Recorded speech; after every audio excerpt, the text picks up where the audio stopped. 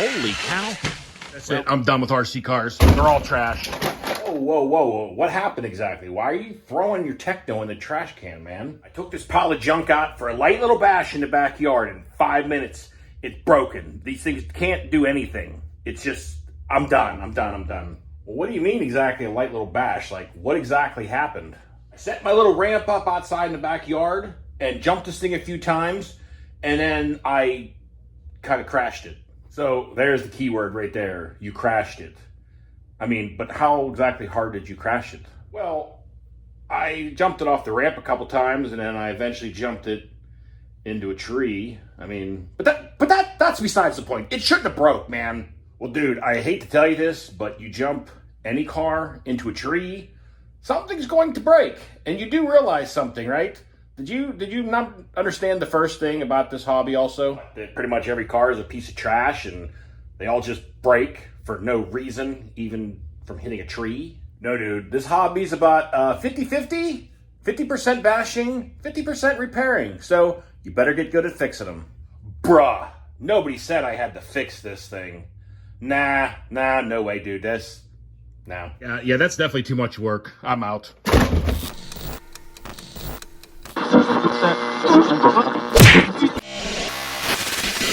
What's going on, guys? Hope you are having a great day out there. Guys, we're going to have a little backyard bash session with the Techno ET48 2.0. Now, this thing's been getting a little more camera time now that I've transferred it from a race car to more of a basher.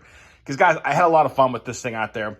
And we made some changes to it, and we're going to do a little backyard bash today with the ramp because I want to test some things out, see what the air control is like, because obviously we got different tires on this thing now. We got different electronics. This is the refurbished electronics out of my other Creighton 6S.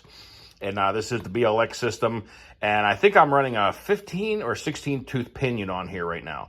And obviously now we got the D-Boots 4S LPs on here, and look at the nice M2C bling. Got the M2C wheel nuts on these things. These things I have not had come off or loosen up yet on me. These things have been working out great. But also this thing has some other M2C goodies on. It's got the front steering block brace, the M2C racing chassis, the rear chassis brace. The only thing I'm concerned about with this thing with heavy bashing is this front brace, because it is plastic, and I foresee this thing snapping because the car is obviously more of a race buggy, that it does not have a full tower-to-tower brace going across. But we'll see how she holds up. But, guys, today we're going to be testing it also because this is the first time I'm running this thing on 6S now.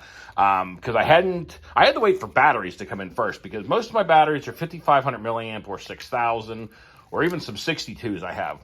But as you can see, they don't fit in here. And you don't have a ton of options with this battery tray because, as you can see, you can't really go any further back and you can't go any further forward. So you're pretty much stuck with the space you have. So you got to find batteries that fit in here properly. Now, I was just talking with Commander A-Stig last night, and he was showing me some batteries that he has because he has the same platform that does fit in his. And I think he could go up to, I think it was a 5,200 milliamp, I think it was. And I think it was an HRB battery that's taller, but does fit within the battery tray. Because obviously, as you guys say, this one fits in here perfect. But it's a 4,000 milliamp ADC 6S LiPo. So I'm not going to get the longest runtime out of this thing, but we'll see how long she lasts and holds up. But anyway, guys, we're going to bust the ramp out and test this thing out. See what the air control's like, see what the gearing feels like. And I just kind of give it a little test run here and see how I like this thing on 6S because this is the first time I've ever ran this car on 6S. So let's go get the ramp out and give her a little test out, guys. So stay tuned, everybody. All right, guys, we got her fired up here. Gonna roll her outside, give it a little rip around the parking lot here for a moment and see just how this thing feels. Because, you know, like I said, it's the first time running this thing on 6S. It's definitely a lot more lively. Oh, yeah. Wow. This thing's got so much more. I think this is gonna be a lot of fun now here on 6S. Getting there. Still handles great.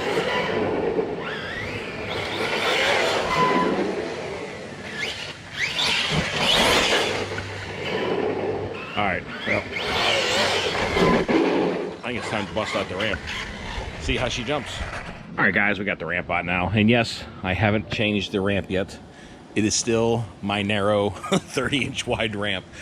me and Trevor are going to work on this. We were talking about this the other day on what we're going to do, and I think we're going to kind of refab this ramp a bit and make it wider, and try to make it a little longer and a little less of a steep angle, because it obviously is a little bit steep for, especially if you're hitting with any amount of speed. But wow, she jumps nice and flat. I think I got to fix my steering though on this, because I'm definitely getting a lot better steering to the right than I am the left. But anyway, like I said, guys, this is kind of just a little mess around session here in the back, and we're gonna bring everybody along since we're testing it out for the first time. Beautiful air control. Boy, she backflips nice and easy. I barely had to get on the gas. Of course, when you're going slow, you have a lot more throttle to be able to punch it and get that backflip out of it. Oh, and then I lawn darted. All right, try to get out here a little further to the side so I can get this thing lined up a little better. So that's gonna be a chassis slapper. Yep. We're gonna give her a few launches, a little heavier launches, I think. I know it's gonna land out here in the woods, but we're gonna give her a couple seconds. Yeah, I definitely got some work to do on the steering. I think I set the servo horn a little bit off whenever I did this, but anyway, I'll do that later. And that was a chassis slappers. I did also change out my oil in the shocks. I went with the M2C pistons in here, but with 70 weight now, and I obviously thickened it up a bit for bashing, so. Nice. Boy, I just landed just inside the tree line. But yeah, I did thicken up the oil because obviously it was set up more for racing and that lighter oil was not going to work too well. Oh, right on that edge, the curb. But yeah, I had to thicken up the shock oil because it was way too plush and it was taking some nasty chassis slappers when I was down there at the motocross track, so. Holy cow. Well, that may have been bad. Tree limbs are always the bad parts. They catch and throw the car wherever they want. Well, I got to retrieve this out of the woods now, and hopefully not get poison ivy.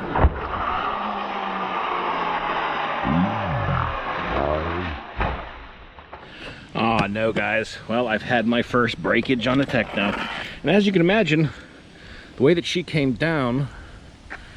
Wait a minute. I'm not sure if it actually broke.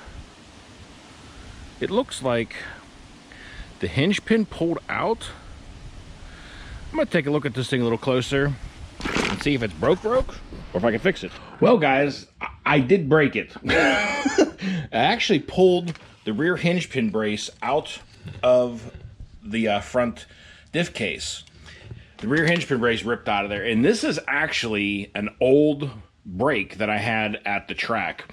When I was running the indoor track during the wintertime there, I had clocked the wall a couple times really hard, and I had broke this. And I had got some longer screws from the hobby shop and basically went in as far as I could to the diff case and fixed it. It's been working. But obviously, when that thing just kind of lawn darted on its corner, it re-broke what was technically already broken.